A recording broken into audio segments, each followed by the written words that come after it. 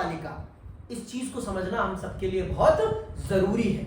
और अगर हमने इस चीज को नहीं समझा तो हम इस अध्याय को कभी भी नहीं समझ पाएंगे। हम कार्यपालिका को दो खांचों में बांटते हैं। एक होती है आपकी राजनीतिक कार्यपालिका और एक होती है आपकी अस्थायी कार्यपालिका। समझ में आई बात? एक होती है आपकी राजनीतिक कार्यपालिका और एक होती है आपकी अस्थायी कार्यपालिका। की राजनीतिक, ठीक है, कार्यपालिका और एक है आपकी स्थायी कार्यपालिका। ठीक है, ये जो राजनीतिक कार्यपालिका है ये ही इस अध्याय की प्रमुख विषय वस्तु है। इस अध्याय में हम इसी के बारे में चल रहे हैं पढ़ने।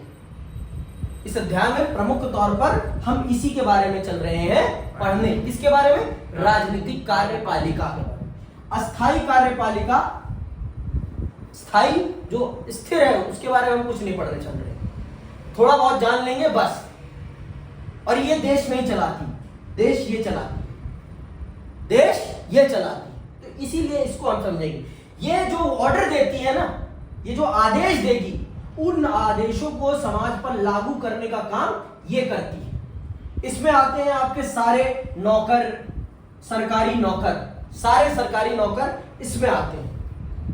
आईएएस से लेकर सरकारी चपरासी तक सारे के सारे इसमें आते हैं। किसमें? अस्थायी कार्यपालिका में। ये याद रखना है। अस्थायी कार्यपालिका के सदस्य कौन है? सारे के सारे सरकारी नौकर।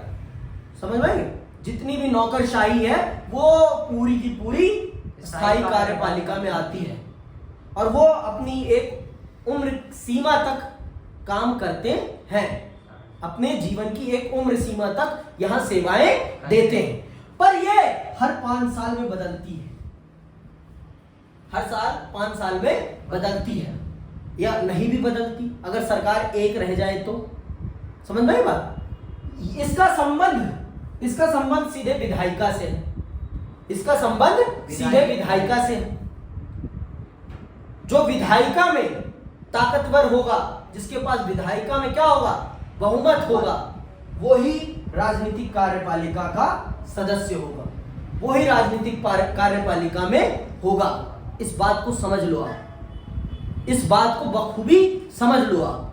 संसदीय प्रणाली में राजनीतिक कार्यपालिका में वही होता है जो संसद में बहुमत में होता है। और इसमें कौन कौन से पद आते हैं? इसमें आपका प्रधानमंत्री आता है। प्रधानमंत्री क्यों? हम राष्ट्रपति को भी ऐड करते हैं। इसमें आता है आपका राष्ट्रपति, ठीक है, राष्ट्रपति। दूसरा आता है आपका उपराष्ट्रपति, ठीक है, उपराष्ट्रपति। फिर आता है आपका प्रधानमंत्री, प्रधानमंत्री, और फिर उसका प्लस में मंत्री परिषद। ये होते हैं राजनीतिक कार्यपालिका के सदस्य। प्रमुख तौर पर ये, प्रमुख तौर पर आते ये भी हैं, लेकिन प्रमुख तौर पर सिर्फ ये होता है प्रधानमंत्री और उनका मंत्री परिषद ही राजनीतिक कार्यपालिका के वास्तविक सदस्य होते हैं। वास्तविक सदस्य। उस तरह से ये भी आते हैं। ऑफिशियली राष्ट्रपति भी राजनीतिक कार्यपालिका का सदस्य होता है, क्योंकि आखिरी तौर पर किसी भी चीज की स्वीकृति देने का काम राष्ट्रपति ही करता है। बिना राष्ट्रपति की स्वीकृति के भारत में कुछ भी नहीं हो सकता है। समझ में आई बात? तो ये है आपकी कार्यपालिका, ये है आपकी राजनीतिक कार्यपालिका, ये है आपकी अस्थायी कार्यपालिका। ये बात समझ में आ गई?